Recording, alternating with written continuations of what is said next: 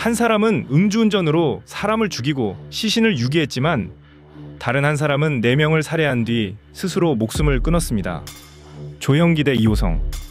한국 사회를 더 깊은 충격에 빠뜨린 사람은 누구였을까요?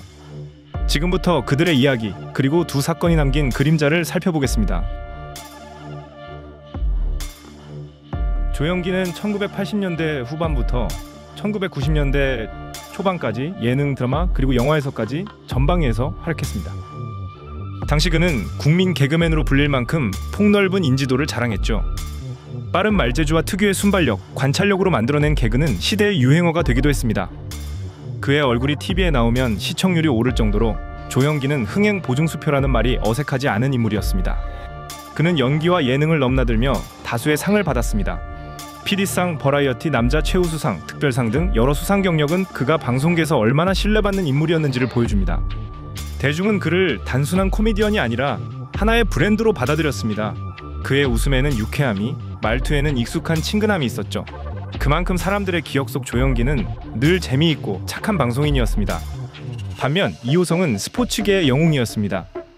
야구 팬이라면 누구나 그의 이름을 알고 있었습니다.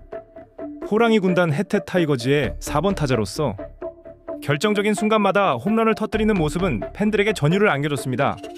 그는 한국 시리즈 우승의 주역이었고 20-20 클럽에 이름도 올렸으며 2차례 골든글러브를 수상하면서 선수로서 완벽한 전성기를 보냈습니다.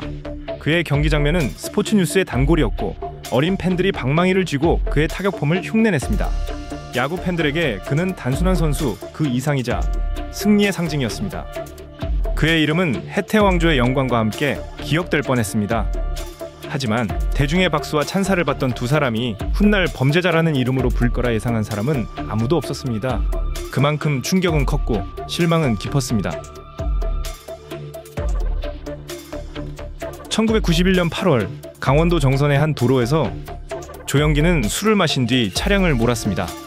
그의 혈중 알코올 농도는 0.26%로 지금 기준으로도 면허 취소를 훌쩍 넘는 수준이었습니다. 그리고 그날 밤 보행 중이던 한 여성을 치어 숨지게 했습니다. 사망사고 자체로도 충격이었지만 더 큰 문제는 그가 사고 직후 현장을 이탈했다는 점이었습니다. 피해자를 도로 아래 수풀로 옮겨 유기한 사실까지 드러나면서 단순한 교통사고가 아닌 음주운전 치사 후 도주라는 끔찍한 사건으로 규정되었습니다. 그리고 법원은 징역 2년에 집행유예 3년을 선고했습니다. 하지만 당시에는 지금처럼 인터넷이 존재하지 않았습니다.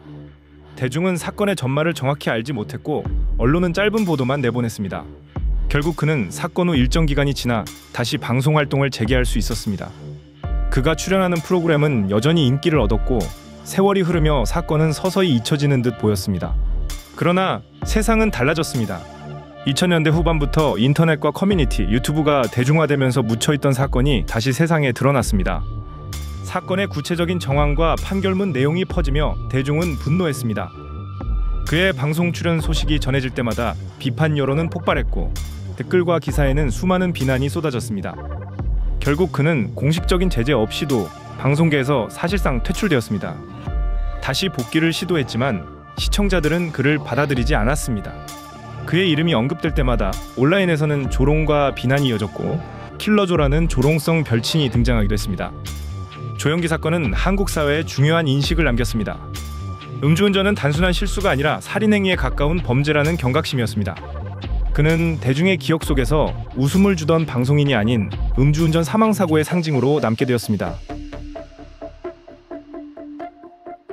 2008년 2월 전 국민을 충격에 빠뜨린 뉴스가 보도됩니다. 이호성이 내연녀와 딸 3명을 살해한 뒤 시신을 유기했다는 사실이 드러난 겁니다. 대한민국은 순식간에 충격과 혼란에 빠졌습니다. 이 사건은 이후 네 모녀 살인 사건으로 불리며 사회 전반을 뒤흔들었습니다. 피해자들은 안매장된 채 발견되었고 사건의 잔혹성이 국민적 분노를 불러일으켰습니다. 수사가 진행되는 도중 그는 경찰의 공개 수배가 내려진 날 한강에서 스스로 목숨을 끊었습니다. 그의 죽음으로 인해 형사재판은 열리지 못했고 동기와 전모는 끝내 법정에서 규명되지 못했습니다. 이호성은 한때 영웅이었습니다. 하지만 사건 이후 그를 기억하는 방식은 완전히 달라졌습니다. KBO 기록에는 여전히 그의 이름이 남아있지만 야구계에서는 그를 추모하지 않습니다. 구단과 리그는 선수 관리 시스템의 허점을 되돌아보게 되었고 이후 선수단 교육과 관리 기준이 강화되었습니다. 그의 범행 동기는 명확히 밝혀지지 않았지만 은퇴 후 사업 실패와 채무, 그리고 복잡한 사생활 문제가 겹쳤다는 보도가 있었습니다. 대중은 영웅의 몰락이라는 단어로 이 사건을 기억했습니다. 한때 승리의 상징이던 인물이 인생의 벼랑 끝에서 극단적인 선택과 함께 모든 것을 무너뜨린 것입니다. 조영기 사건은 한국 사회에서 음주운전은 잠재적 살인이라는 인식을 퍼뜨렸습니다. 단순히 조심하자의 문제가 아니라 술을 마시고 운전대를 잡는 순간 타인의 생명을 위협한다는 경고로 자리 잡았습니다. 이 사건을 계기로 음주운전에 대한 처벌 강화가 논의되었고 사회적 비난 수위도 높아졌습니다. 연예인뿐 아니라 일반인에게도 음주운전은 실수가 아닌 범죄라는 인식이 확산되었죠. 반면 이호성 사건은 스포츠계 전체를 뒤흔들었습니다. 현역과 은퇴 선수를 대상으로 한 사생활 관리, 법윤리 교육, 멘탈 케어의 필요성이 본격적으로 논의되기 시작했습니다. 구단 내부 규정은 강화되었고 리그 차원에서도 위기 대응 매뉴얼을 만들자는 목소리가 커졌습니다. 이 사건은 단순한 한 사람의 범죄가 아니라 시스템이 한 사람을 어떻게 놓쳤는가에 대한 반성으로 이어졌습니다. 두 사람의 사건이 세상에 남긴 것은 단순한 충격이 아닙니다. 그 이후로도 오랫동안 이어진 질문이 있었습니다. 법의 처벌을 받았으면 사회적으로도 용서를 받아야 하는가에 대한 대답은 단순히 조영기 개인의 복귀 문제가 아니라 공인의 도덕성과 사회적 용서라는 더 큰 질문이었습니다. 이호성의 경우는 다릅니다. 그는 이미 세상에 없고 법의 심판을 받지 못했습니다. 그의 범죄는 종결이 아니라 미해결로 남았고 따라서 용서나 반성의 영역으로 들어갈 여지도 없습니다. 대중은 그의 이름을 언급하기조차 꺼리게 되었고 스포츠계는 공식적인 추모를 하지 않는 것을 선택했습니다. 두 사람은 다른 길을 걸었지만 공통적으로 하나의 물음을 남겼습니다. 대중의 기억은 시간이 지나면 사라질까? 아니면 잊지 않는 것이 사회의 정의일까? 이 질문은 연예인과 스포츠 스타만의 이야기가 아닙니다. 용서와 망각 사이에서 우리는 아직도 그 기준을 찾아가고 있습니다.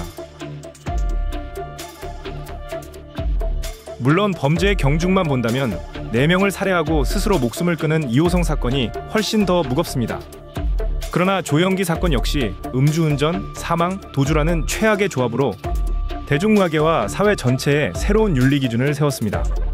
그의 복귀 시도마다 쏟아진 반발은 단순한 분노가 아니라 우리는 과거를 잊지 않는다는 사회적 선언이었습니다.